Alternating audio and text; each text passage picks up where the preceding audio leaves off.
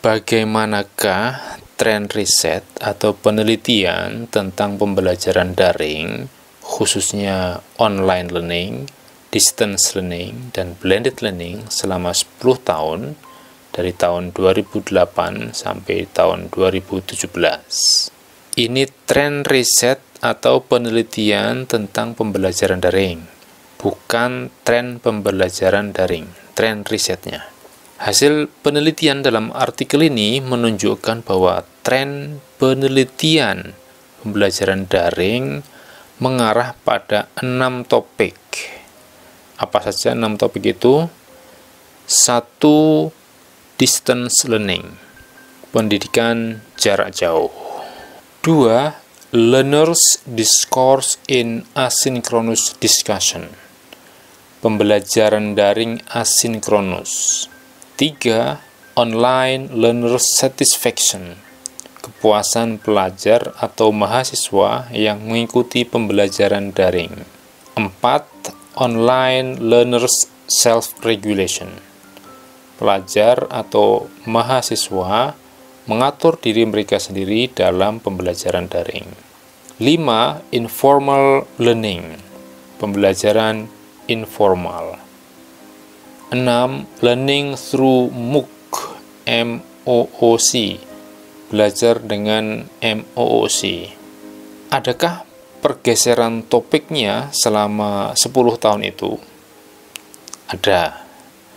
Namun, sebelum kita lanjutkan bedah artikel ini, silakan Anda klik dulu bagian kanan bawah video ini untuk subscribe channel ini. Jika Anda merasa bedah artikel ini bermanfaat bagi Anda atau teman-teman dan sanak saudara Anda, silakan klik tulisan merah subscribe-nya ya. Ini bagi Anda yang belum subscribe, Ibu Bapak sekalian. Terima kasih. Tadi pertanyaannya, adakah pergeseran topiknya? Ada. Pergeseran topiknya seperti ini. 2 topik pertama ini merupakan tren penelitian pada 5 tahun pertama, dari tahun 2008 sampai tahun 2012. Yaitu 2 topik itu adalah distance education, pendidikan jarak jauh, dan learners discourse in asynchronous discussion, pembelajaran daring asinkronus. Apa itu pembelajaran daring asinkronus?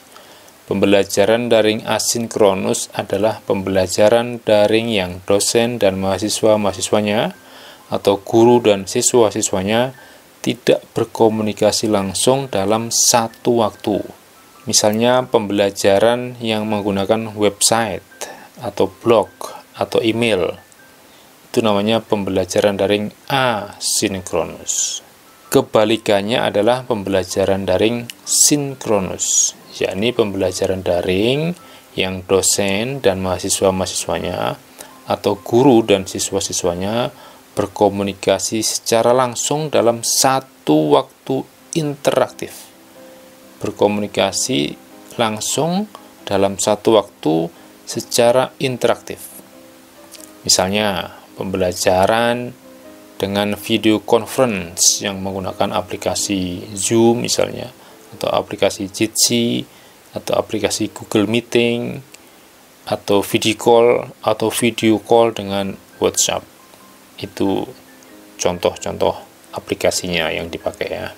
Nah, itu tadi tren topik penelitian pada 5 tahun pertama, yakni sekali lagi distance education, pendidikan jarak jauh, dan 2 learners discourse in asynchronous discussion, pembelajaran daring asinkronus. Kemudian pada 5 tahun kedua, dari tahun 2013 sampai 2017, ya 4 atau 5 tahun kedua, tren penelitiannya bergeser ke 4 topik lain.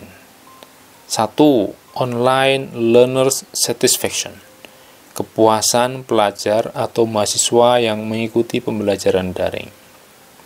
2. Online learners self-regulation, pelajar atau mahasiswa mengatur diri mereka sendiri dalam pembelajaran daring. 3. Informal learning, pembelajaran informal. Dan keempat, learning through MOOC, belajar dengan menggunakan MOOC. Apa itu MOOC? M-O-O-C. Singkatan dari Massive Open Online Courses.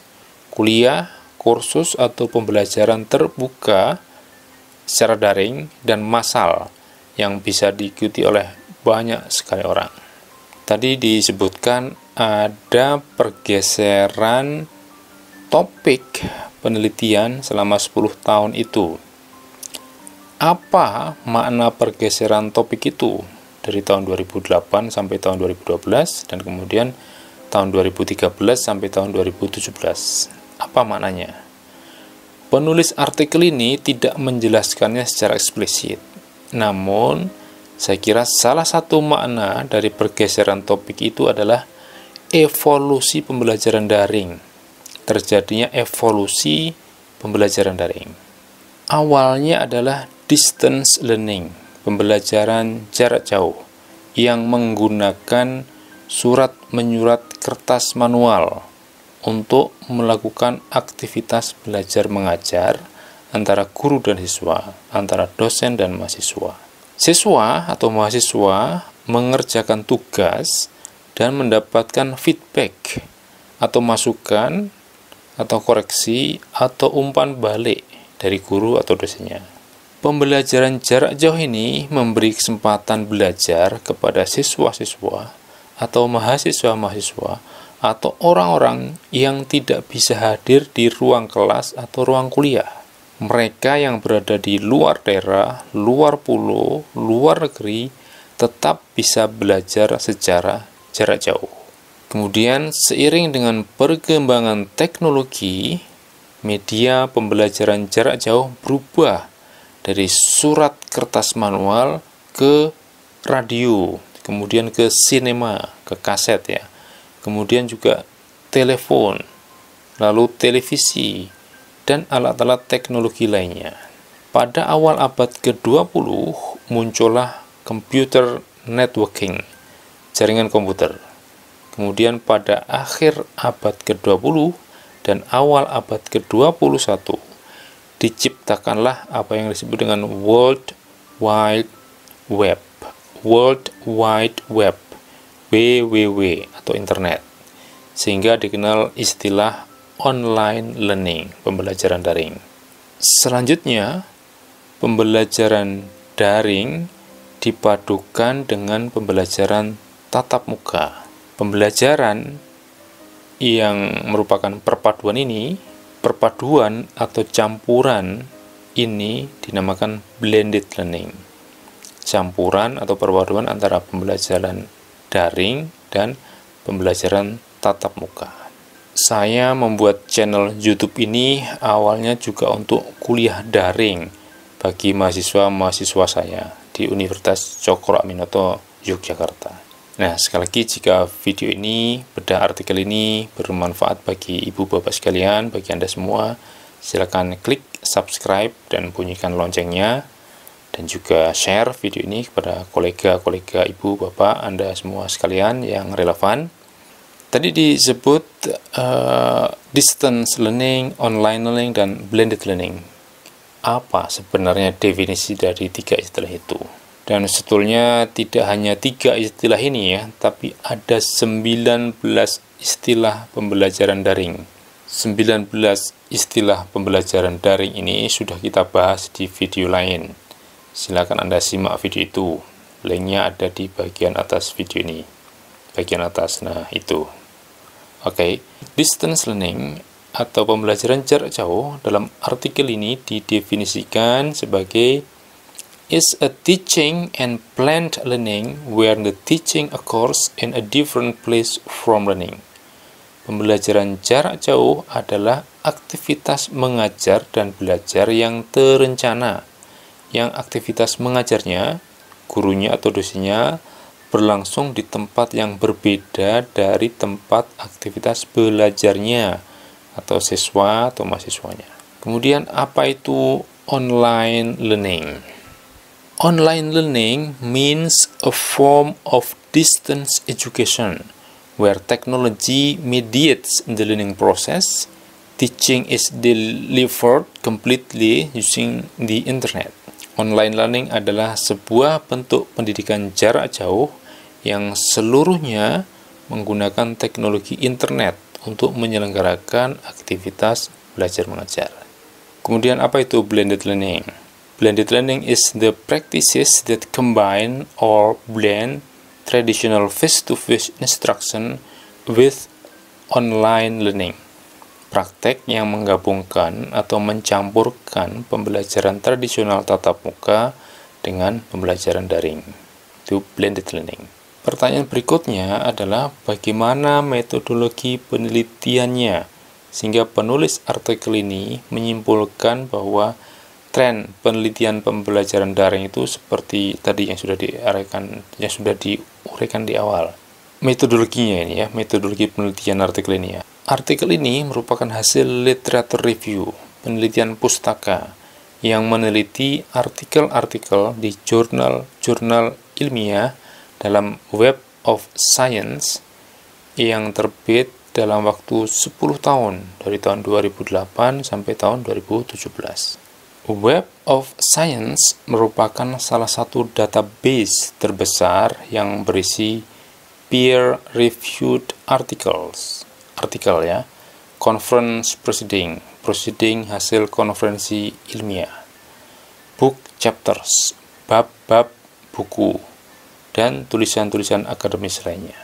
Artikel-artikel tentang online learning, distance learning, dan blended learning tersebut dikumpulkan pada 4 bidang, yaitu education, educational research, education scientific discipline, psychology educational, dan education special. Area artikelnya dibatasi pada 4 bidang itu. Artikelnya terkumpul sebanyak 2.780 artikel pada 5 tahun pertama yang memiliki 71.512 referensi atau daftar pustaka, dan 2.919 artikel pada 5 tahun kedua yang memiliki 88.379 referensi atau daftar pustaka. Totalnya terdapat 5.699 artikel yang memiliki 159.891 referensi atau daftar pustaka. Artikel-artikel dan referensi-referensinya itu dianalisis dengan apa yang disebut co-citation analysis. Apa itu co-citation analysis? Co-citation terjadi ketika dua tulisan dikutip oleh sebuah tulisan. Misalnya, tulisan A mengutip tulisan B dan C secara bersamaan. Maka, tulisan B dan C itu namanya co-cited di tulisan A. Co-citation analysis, analisis co-citation, menunjukkan pola-pola pengutipan tulisan-tulisan co-cited dan research impact dari tulisan-tulisan itu. Karena para penulis cenderung mengutip beragam tulisan yang relevan dengan topik dan isi tulisan mereka, pola-pola co-citation menunjukkan hubungan ilmiah di antara tulisan-tulisan co-cited. Maka, tulisan-tulisan co-cited dapat mengidentifikasi topik-topik tulisan yang penting dan menonjol, dan dapat mendeskripsikan karakteristik suatu bidang kajian. Topik-topik tulisan tersebut dikelompokkan jadi klaster-klaster. Klaster-klaster ini kemudian dianalisis, namanya cluster analysis. Artikel ini mengelompokkan topik-topik tulisan tersebut ke dalam 3 klaster, yaitu online learning, distance learning, dan blended learning. Artikel ini menjawab 2 pertanyaan, research questions. Apa itu research questionnya? 1. Apa sajakah jurnal-jurnal dan tulisan-tulisan tentang online learning? distance learning, dan blended learning yang paling sering dikutip, most cited. Pertanyaan kedua, research question kedua, apa sajakah artikel-artikel dan topik-topik co-cited tentang online learning, distance learning, dan blended learning yang paling sering dikutip, most co-cited? Jurnal-jurnal yang paling sering dikutip ada di halaman 230 dan 231 ini. Pada periode 5 tahun pertama, jurnal-jurnal yang paling sering dikutip adalah Computers and Education. Ini dikutip sebanyak 415 kali. Kemudian di Internet and Higher Education. Lalu Journal of Asynchronous Learning Networks. Di bawahnya Review of Educational Research, British Journal of Educational Technology, American Journal of Distance Education, Computer in Human Behavior, Teachers College Record, Instructional Science, Distance Education, dan terakhir The Journal of the American Medical Association, JAMA, dikutip sebanyak 26 kali. Kemudian pada periode kedua, 5 tahun kedua, 2013 sampai 2017, jurnal-jurnal yang paling sering dikutip adalah pertama Computers and Education, sebanyak 549 kali dikutip. Nomor 2 di Internet and Higher Education. Berikutnya The International Review of Research in Open and Distributed Learning, Review of Educational Research, British Journal of Educational Technology, Research and Practice in Assessment, Educational Technology, Journal of Asynchronous Learning Networks, Educational Technology and Society, dan terakhir Computers and Human Behavior, dikutip sebanyak 30 kali. Berikutnya di halaman 234 ini, berikutnya di halaman 232 dan 232 adalah daftar artikel yang paling sering dikutip. Ini ya, tabel 2 ini publications frequently cited in collected peer-reviewed articles yang terbit pada tahun 2008 sampai 2017. Ini periode 5 tahun pertama. Garrison, Anderson, dan seterusnya ini. Ini artikel-artikel yang paling sering dikutip. Kemudian ada Garrison, Cleveland, Innes, dan seterusnya. Nah, pada 5 tahun kedua, 2013 sampai 2017, artikel yang paling sering dikutip masih ini ya, Garrison and Cleveland Innes ya, masih ya, artikel-artikel yang paling sering dikutip. Kemudian pada halaman 234 adalah topik-topik dari referensi-referensi yang co-cited. Tadi sudah dijelaskan ya apa itu co-cited, co-citation analysis ya. Pada tahun 2008 sampai 2012, 5 tahun pertama, ini topiknya tentang knowledge construction, yang paling sering di co-cited ya. Kedua, blended learning. Berikutnya, inquiry framework, online learning, distance education, online social software application, referencing scale, epistemological belief, faculty development, formative feedback, expertise, participation. Dan 5 tahun kedua, 2013 sampai 2017, 2013 sampai 2017, cognitive presence, MOOC, MOOC, blended learning, satisfaction, homework, argumentative knowledge construction, flipped classroom, Facebook, peer feedback, podcast, podcast, content knowledge, teacher community. Ini podcast sekarang juga sedang ramai ya. Kesimpulannya sudah disebutkan di awal bedah artikel ini, yaitu tren penelitian tentang pembelajaran daring mengarah pada 6 topik: distance education, learners discourse in asynchronous discussion, online learners satisfaction, online learners self-regulation, informal learning, dan nomor 6, learning through MOOC, MUOC. Pertanyaan berikutnya, bagaimana penelitian pembelajaran daring ke depan? Topik-topik yang perlu diteliti di masa depan adalah online learners characteristics, kemudian learning type,